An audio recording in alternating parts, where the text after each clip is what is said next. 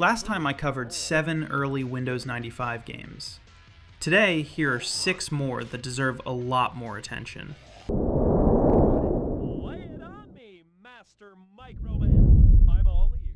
I think I was around 12 years old when the second Ace Ventura came out. Unlike The Mask, which we actually watched a few times in elementary school, Ace Ventura pushed its crude humor to a level that felt pretty unusual, even by 1990s standards. The animated series was clearly aimed at a younger audience, and it did a surprisingly good job of capturing everything that made the movie so entertaining, just without the jokes that would make parents uncomfortable. And to be fair, the voice actor filling in for Jim Carrey did a pretty convincing job. The game, based on that animated series, is a fairly simple point-and-click adventure. Ace travels around the world investigating the disappearance of various animals, and, as always, manages to get himself into one ridiculous situation after another, before somehow finding his own way out.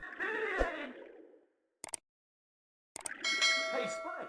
Either our fall ruptured the time-space continuum, causing us to hurl back in time to the gay 1890s. Ace Ventura, the CD-ROM game, is far from perfect. The interface can be frustrating, and it's not always clear whether Ace simply refuses to do something, like entering his own apartment, or if you're actually missing an item needed to progress. There are also a few mini-games that probably wouldn't have stood out even on Miniclip, although I've definitely played worse.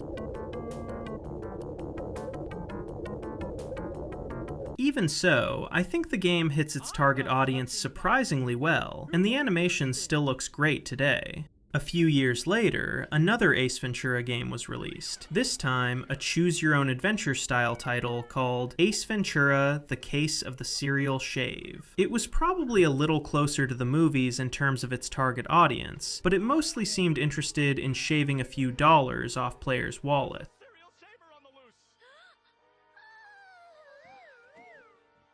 There were also a handful of Tiger handheld games, but the less said about those, the better.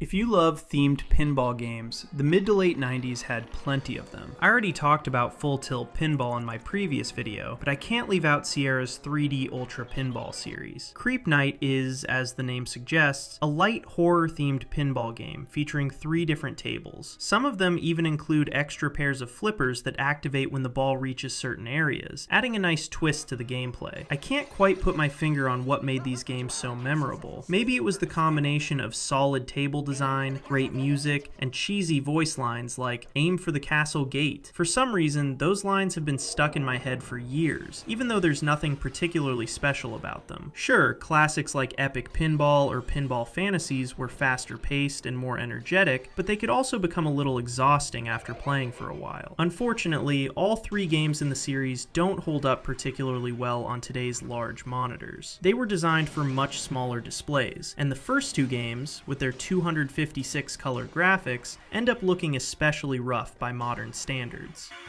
Prison break! Get those inmates back now!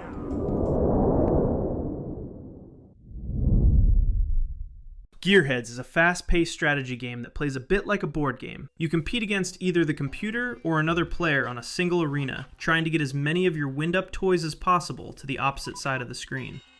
Every toy is powered by a spring, and each one has its own unique ability. The boxing glove can grab enemy toys and hold them in place, while Santa can turn them around and send them marching back the other way. Every time you switch to another toy, you'll have to wait for its spring to wind up again. However, you can still choose where to place it without losing any of the energy it's already stored. Some toys become much stronger when their spring is almost fully wound. The bulldozer is a great example. Others, like Ziggy the Cockroach, remain effective even with very little spring tension, thanks to their speed. So flooding the board with them can actually be a surprisingly good strategy. Once you release a toy onto the board, you lose direct control over it. From that point on, it has to make the most of its own special abilities. I'd actually recommend starting with the single match mode against the computer. It lets you choose both the difficulty level and exactly which toys you'll have available. The campaign, on the other hand, gradually becomes more difficult, and your toys are chosen at random. It can feel surprisingly challenging right from the beginning. One possible reason is that the game's AI went through major changes during development, which itself lasted only about 18 months. Even though Gearheads can sometimes become a little too chaotic, it's still a genuinely unique game. It's a great choice for players who don't normally enjoy real-time strategy games, as well as those who don't feel like spending an hour on a single mission, only to end up failing it.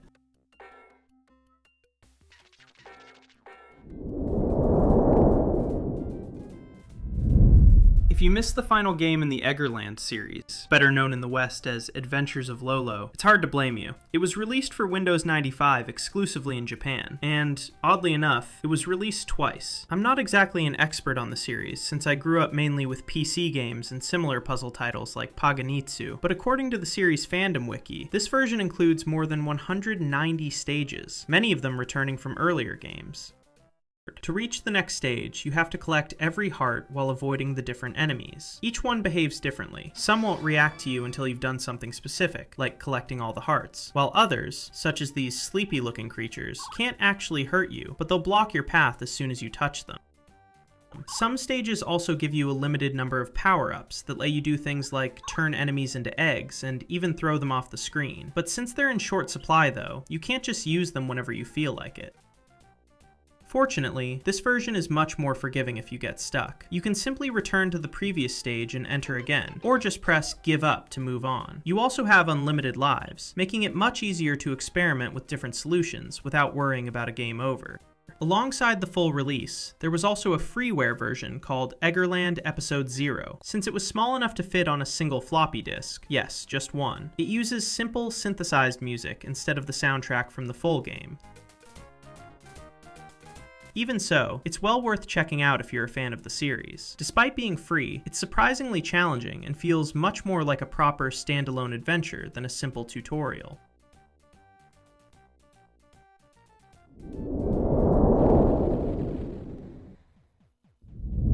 Swiv 3D is a direct sequel to the earlier Swiv games, whose biggest gimmick was letting you choose between a jeep and a helicopter to take out enemies on the ground and in the air. The original became especially popular on the Amiga, but later received enhanced versions for the European Mega Drive, though not the Genesis, as well as the Super Nintendo. The slightly unfortunate thing about Swiv 3D is that, despite feeling like a game that would have been right at home on a PlayStation controller, it was released exclusively for PC. And if you didn't own a decent joystick, which was far less common back then than it is today, pulling off many of the game's maneuvers could be quite difficult. And honestly, that's a real shame, because in almost every other respect, it's a fantastic and surprisingly unique game. The core concept remains very similar to the earlier titles. Even though everything is now fully 3D, it stays remarkably faithful to its arcade roots. Perhaps even a little too faithful. You see, unlike most shooters, you don't need to aim precisely at your targets. You simply wait until you're in a position where your weapons can hit them. The Windows 95 version also supported early 3DFX graphics cards, giving it a noticeable advantage over the DOS version in both performance and visual quality. It also features an excellent electronic soundtrack by Russ Dunham and Paul Zimmer, who also composed the music for Carmageddon and Kingdom O' Magic.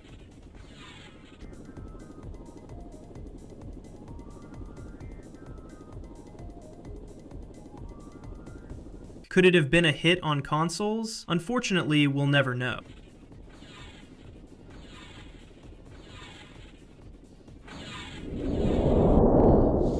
To see the scenes you can choose from, click Scene Choice. Click the scene 3D Movie Maker was one of the standout titles released alongside Windows 95, giving us the chance to create our own 3D movies using simple polygonal characters and objects. It certainly wasn't Pixar, but considering that you could probably count the number of consumer 3D accelerators available at the time on one hand, the results were pretty impressive. Alongside the original version, which still has a surprisingly active community today, Microsoft also released a Nickelodeon edition. Despite what you may have heard, it wasn't an expansion for the original game. It was actually a completely standalone release, and only later did fans make its characters compatible with the standard version through mods. As you can see, it wasn't just the interface that received a Nickelodeon makeover. Even your little on-screen assistant got the same treatment. Just like the original 3D Movie Maker, creating movies was a bit more involved than using the simple 2D animation tools available at the time, but it was still surprisingly easy. You moved characters around frame by frame, mixed in built-in animations like walking or dancing, and the game handled the rest. The Nickelodeon version let you choose from some of the channel's biggest stars of the era, including Ren and Stimpy, Rocco from Rocco's Modern Life, and the monsters from Real monsters! Sorry about that. Anyway, each character even came with their own signature catchphrases. The downside was that because home PCs weren't exactly graphical powerhouses, your finished movies usually played back at only 6 to 8 frames per second. So no, it wasn't exactly 3D Studio Max, but for most of us, it was more than enough, and a lot more exciting than the basic 2D movie makers we had back then. What do you think? Do you remember any of these games? Let me know in the comments, and I'll see you in the next video.